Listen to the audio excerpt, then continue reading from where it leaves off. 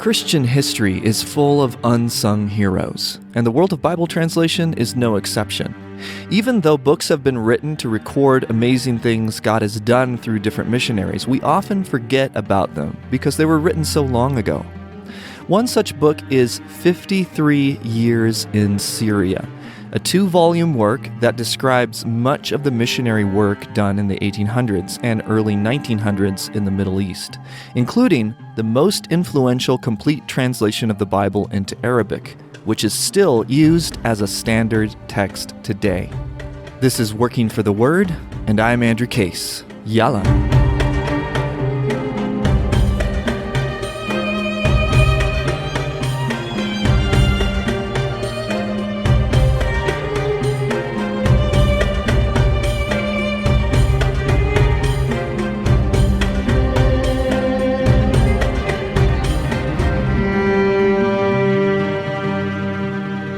Before we get into 53 Years in Syria, let me point out that there is actually an entire Wikipedia page dedicated to Bible translations into Arabic.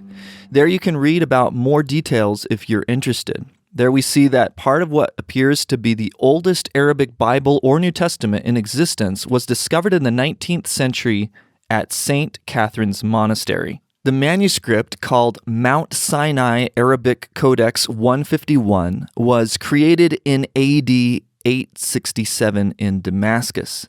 It only contains the book of Acts and the epistles, translated from Aramaic or Syriac. As for the earliest fragment of the Old Testament in Arabic, it's a text of Psalm 77 found in the Umayyad Mosque. Recent research has paleographically dated this manuscript to the late 9th and early 10th century.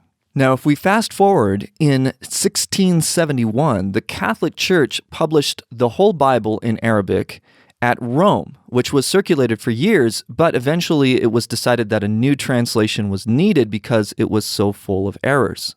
Now, one of the earliest modern translations to Arabic was done by the Society for Promoting Christian Knowledge. Around 1846, the Society put the Orientalist Samuel Lee in charge of this work. Now, Lee invited to Cambridge the Lebanese scholar Ahmad Faris Shidyak to participate in the translation. Now, the translation of the Bible was published in 1857 and is still considered by some as one of the best Arabic translations of the Bible. Now, let me read to you part of an entry on this translator from the book Essays in Arabic Literary Biography. It says, Al-Shidyak is arguably the most controversial and problematic thinker and writer in Arabic during the 19th century. One of the main problems associated with the discussion of his ideas, especially those outside the sphere of language, is the difficulty of classifying his works. Now, they go on to write that he was born in 1804 in Ashkut, which is a small town in today's Lebanon.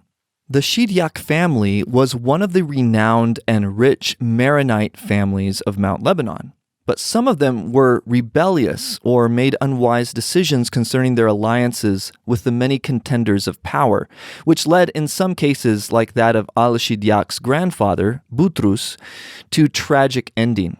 However, the incident that had the greatest impact on the young Faris was the conversion of his brother, Asad, to Protestantism. Faris grew disgusted with the Maronite church and became a Presbyterian in 1825 and left for Egypt. He lived in Egypt until 1834, and during his stay there, he studied Islamic sciences with renowned scholars and taught Arabic to American missionaries. Now, after all of that, he went to help Dr. Lee with this translation of the Bible into Arabic. And although Shidyak had many issues and differences with Dr. Lee relating to the translation, especially as pertains to using terms closer to Quranic and classical Arabic, which Dr. Lee rejected and preferred terms associated with Syriac and Hebrew, many commentators think that this was the best Arabic translation of the Bible, and that it surpassed the one that was made by Smith and Van Dyke with the help of Butrus al-Bustani and Nasif al-Yaziji, which is the one used by most Protestant churches in the Arab world. It seems that al-Shidyaq's critical attitude toward the church establishment and his later conversion to Islam has contributed to the animosity toward his better translation by the Eastern churches. End quote. Now, I totally get that there may be some terms and names in what I just read that you may not be familiar with. But don't worry, those things will eventually become clearer. Now, when I first set out to do this series, I imagined that I would focus exclusively on Bible translation into Arabic, but the more I read about the events, culture, and people surrounding the history of Arabic Bible translation, the more I wanted to share it with you. It's absolutely fascinating, and many times stranger than fiction itself. Now, to begin our dive into this world, let me introduce the author of 53 Years in Syria. Henry Harris Jessup. He was born in 1832 and died in 1910. He was an American Presbyterian missionary who devoted his distinguished career to evangelical missionary work in Syria, part of which later became Lebanon in 1943. He was born at Montrose, Pennsylvania, and attended Yale University. He graduated from Yale in 1851 and from Union Theological Seminary in 1855.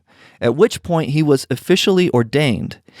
He entered the foreign missionary service of the Presbyterian Church and then spent his first 4 years of service in what is today Tripoli, Lebanon, devoting much time to learning Arabic. Now, Jessup also authored numerous books about Syrian history, which culminated in the work for which he is best known, 53 Years in Syria, published in 1910, a 2-volume memoir and historical account of his life there. And now he is buried in Beirut. Now, some of his other books include the following: The Women of the Arabs, Syrian Home Life, The Mohammedan Missionary Problem, The Greek Church and Protestant Missions, The Setting of the Crescent and the Rising of the Cross, Camille, a Muslim Convert. So what I'm going to do now is essentially weave together many different extended excerpts from his first volume of 53 Years in Syria. If you're interested in the book, it's freely available from archive.org because it's in the public domain. Now, at times, it may feel like we're jumping around a lot, but I think through these various vignettes, we'll gain a more full-orbed idea of what the world was like in this part of the Middle East during the birth of the most influential Bible in Arabic. Now, let's start in a somewhat unexpected place. In my view, one of the most revealing things about a culture or religion is the way women are treated. So this will give us a picture, a little taste of what that world was like in relation to how women were perceived. So let's start with this word from Jessup about his own experience of this. He says, "The state of woman was pitiable in the extreme. The first missionaries could not hear of a woman or girl in the land who could read. Mohammedanism had blighted womanhood and driven her behind the veil into the harem. Oriental Christian women dared not appear unveiled in the streets for fear of vile abuse and even violence from the lords of the land. Muslims would not mention the name of woman in conversation without begging pardon from all present by saying, in essence, 'May God exalt you above the contamination of so vile a subject.'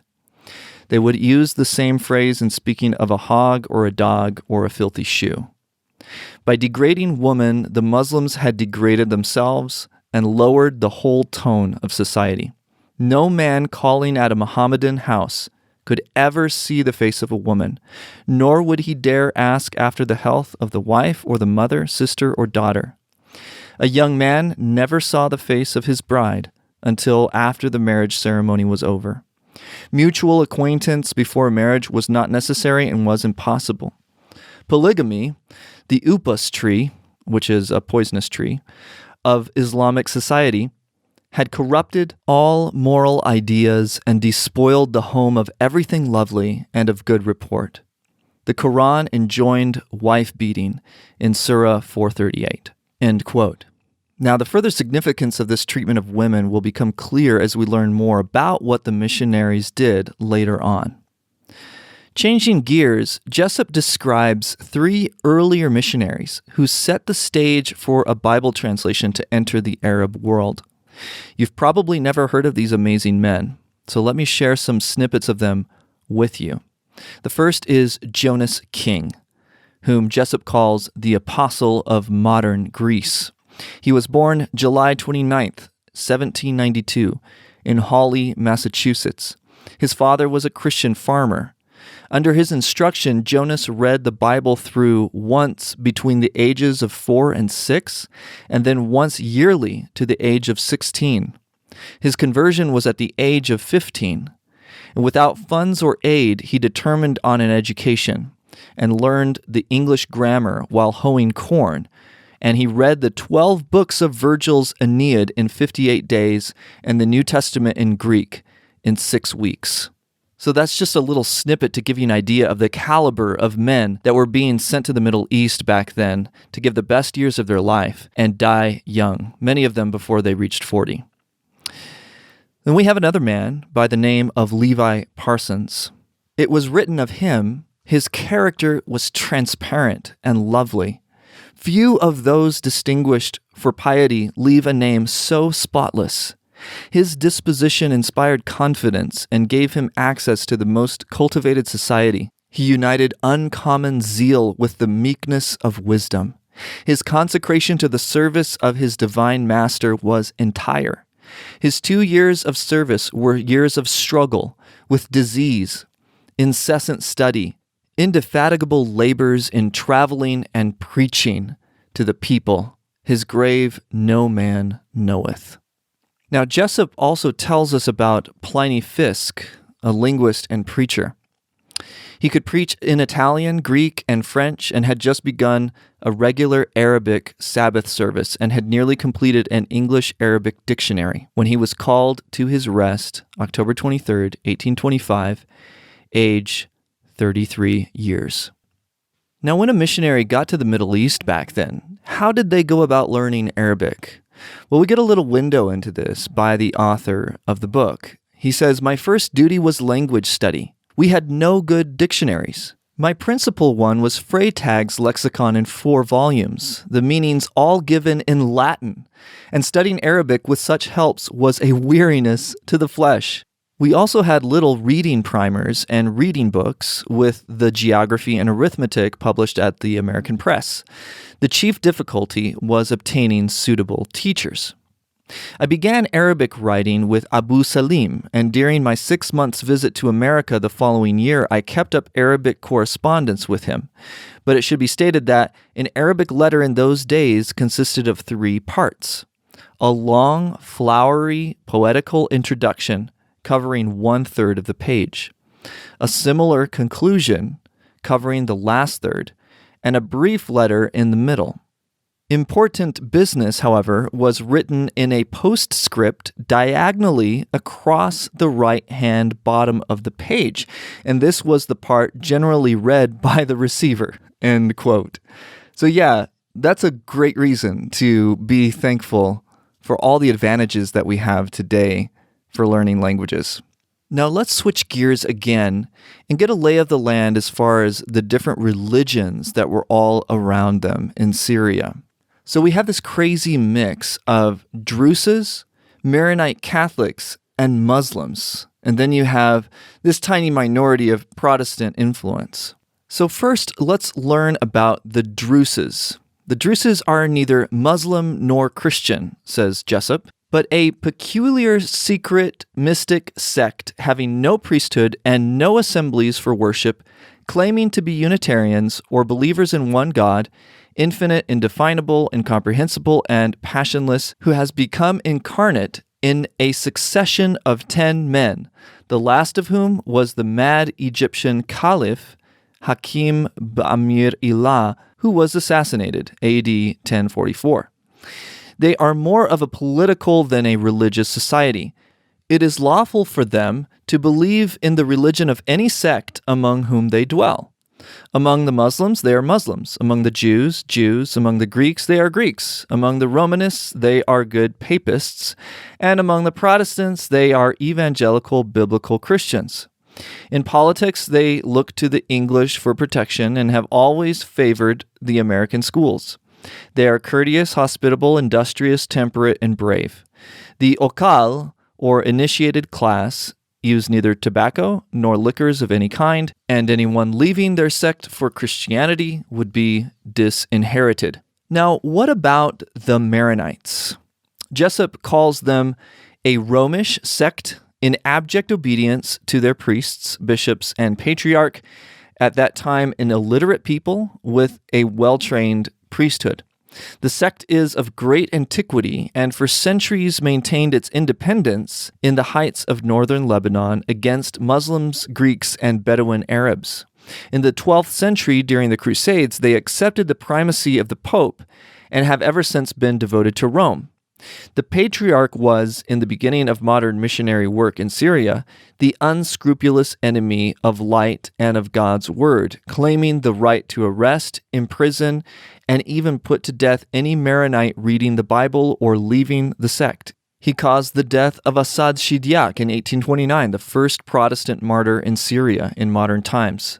These Oriental hierarchs are avaricious, haughty, and full of political intrigue, encouraging their people to oppress other sects. Their policy is to keep the people in ignorance, educating only those in training for the priesthood. Now, besides these three big religions, you also have Roman Catholics, and then you have Jews, and then you have this small sect called the Nusayri. Now, they originated from Shia Islam, and they basically took mystic elements from all kinds of different religions and mixed them together. And I want to read you a really interesting testimony that Jessup shares in his book about somebody who was converting away from the Nusayri religion.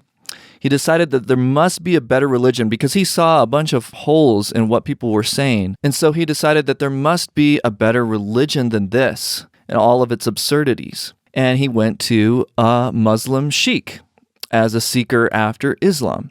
They read together the Quran, and the sheikh explained. He became a Mohammedan about a month when, as he said, he found in the Quran 300 lies and 70 great lies, so that he was unwilling to remain longer a Muslim.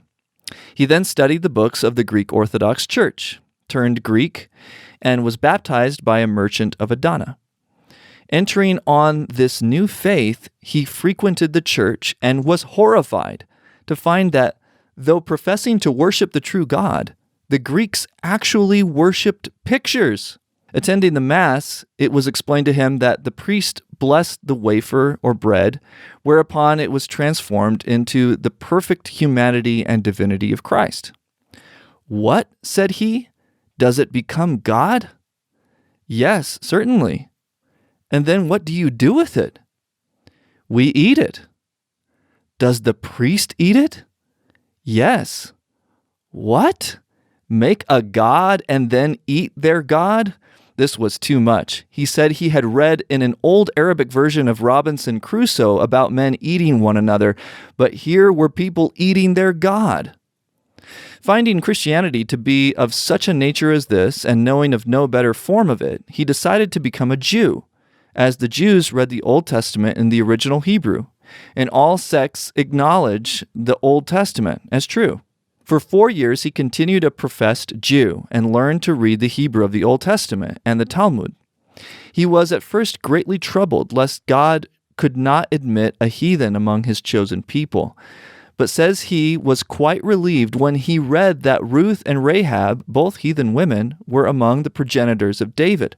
2 things led him at length to leave the Jewish faith. That is, the absurdities and blasphemies of the Talmud, in which he read that God himself studies the Talmud 3 hours every day, and also the prophecies regarding the coming of Christ. He then decided to become a Christian again, hoping to do so without adopting picture worship and transubstantiation. As he was baptized before by a layman, he now applied to a priest, but found no special difference, as he was obligated to worship pictures again, and, as he said, to eat his God. He could not remain a Greek. He had tried paganism, Judaism, and Islamism in vain, and now began to look for something else. The Greeks had told him of the quote-unquote religion of the Anglés, or Protestants, and that they were a heretical sect who denied the resurrection. And he wrote a tract against their heresy, bringing proofs from Scripture for the doctrine of the resurrection. A Greek from Beirut living in Adana told him that there were learned Greeks in Beirut who could convince him of the truth of transubstantiation and the propriety of picture worship. While visiting this man, he saw a book lying on the table, which he took up and began to read. It was a copy of the famous work on the papacy in Arabic by Dr. Mikhail Meshaka of Damascus. He was so absorbed in the book that the Greek, who had bought it for his own use against the Catholics and not to make Protestants, became alarmed and took it from him. He then went out determined to get it for himself, and finally found Reverend Mr. Coffin, American missionary, and Adador, the native helper, whom he had regarded before as Sadducees, and obtained the book. He was delighted. Here was Christianity, which neither enjoined picture worship nor taught transubstantiation. He became a Protestant at once and wrote a letter to Dr. Meshaka in Damascus thanking him for having written such a work. The Mohammedans and Nusayriya were now leagued against him and took away his wife and child and property. He was thrown into prison, and 2 Muslim sheiks came and tried to induce him to become again a Muslim or Nusayri. They pictured before him the sensual delights of paradise, but he replied that they were welcome to his share of their paradise. He was rooted in the religion of Christ and would not leave it. Eventually, he was killed by the sect that he left at first. They buried him alive, and then some days later, the body was exhumed. They cut out his tongue and preserved it in a jar of spirits. And in their gatherings, the sheiks would place this ghastly and gruesome relic on the table and pour upon it their weird imprecations, cursing it and consigning him to the torments of the damned. Heavy persecution also came from the side of the Greek Orthodox. There were a couple missionaries who had labored for 5 years and only had 2 converts to show for all of their labors. One of them was named Miriam, and she was dragged through the streets by the hair of her head because she would not worship the pictures of the Greek church. Another fascinating anecdote of someone's conversion comes from a Maronite student, Salim Tawil. He had this remarkable experience. He entered the Abbey seminary, and he was a devout Maronite, full of suspicion of Protestantism, and had never had a Bible in his hands. In a few weeks, he began to think and inquire, and for several successive nights had trances, which excited greatly all the teachers and pupils. He was heard talking aloud after midnight. There was a dim light in his room, and the students sprang up and came to his bed. He was sitting upright, his eyes wide open, but he did not notice them. He went on with his preaching. He seemed to be addressing Maronite priests and monks and preaching free salvation in Christ. After waiting for their reply, he said, "You have now found Christ.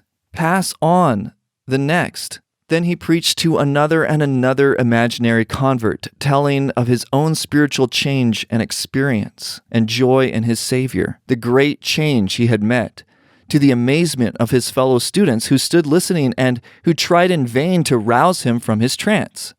His language was eloquent and profoundly spiritual, but the next morning he had not the slightest recollection of what had occurred. After that day, he was a consistent praying Christian, surprising all by the profoundness and clearness of his spiritual views, and was full of zeal for the salvation of his fellow countrymen. Now, one really interesting thing that I had no idea existed was that Muslims themselves have also, like Roman Catholics, worshipped relics.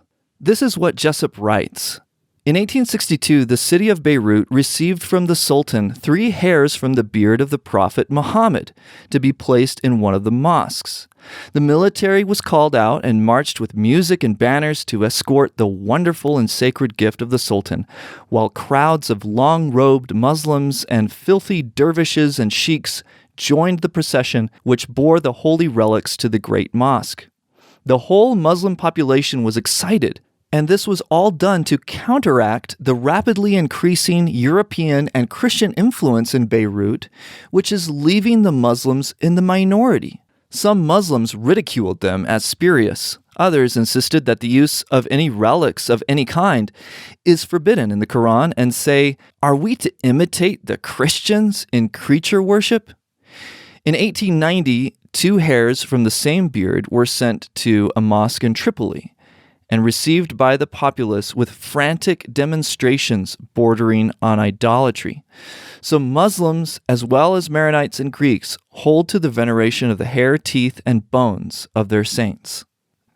Now, another major event that factors into this whole story of the Bible getting into Arabic, at least this most influential Bible, is a massacre that happened, which sent shockwaves throughout the country for years. Basically, what these missionaries witnessed were armed bodies of Druses marching from village to village, singing the following song, how sweet, to kill the Christians. They were seeking to kill as many Maronites and Greek Christians as possible.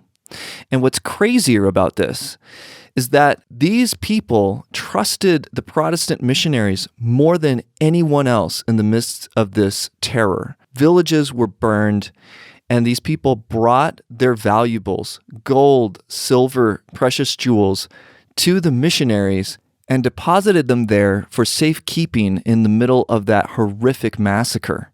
And all the while, they're trying to translate the Old Testament. I mean, can you imagine? Jessup writes, to add to the gloom of the year 1861, which was the year of that massacre, the Civil War began in the United States between the federal government and the southern seceding slave states. Financial ruin seemed impending over the northern states. Churches and missionary societies were staggered and crippled.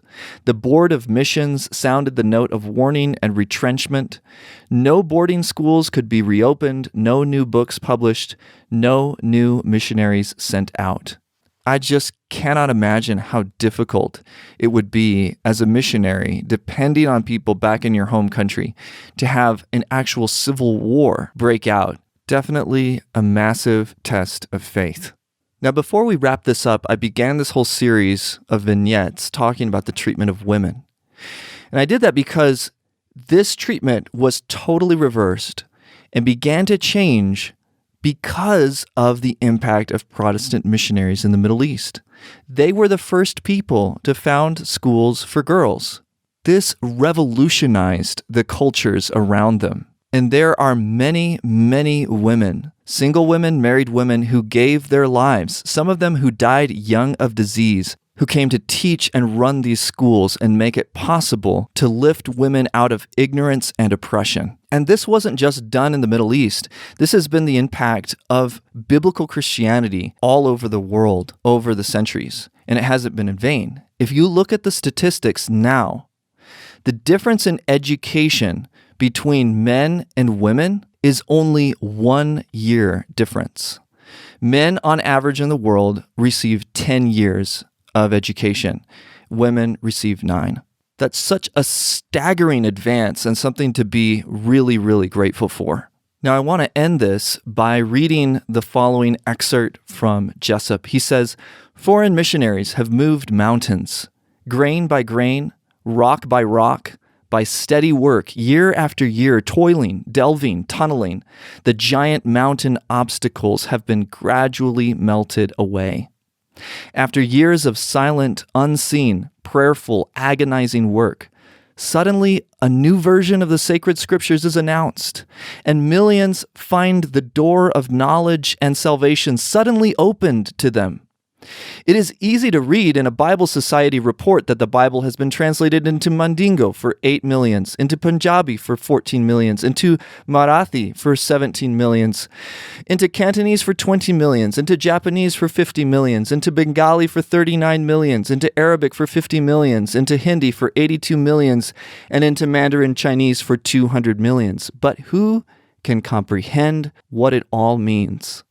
To those who claim that missionaries are or should be only men who are failures in their home country, who are unable to fill home pulpits, but are good enough for Asiatic or African mission work. Such a statement must be an unsolved and unsolvable riddle. Translation is an art, a science, one of the most difficult of all literary undertakings. It is easier to compose in a foreign tongue than to translate into it, adhering conscientiously to the meaning, yet casting it so perfectly into the native idiom as to conceal the fact of its foreign origin. Who is sufficient for these things? Translators of the Scriptures are called of God, as was Aaron.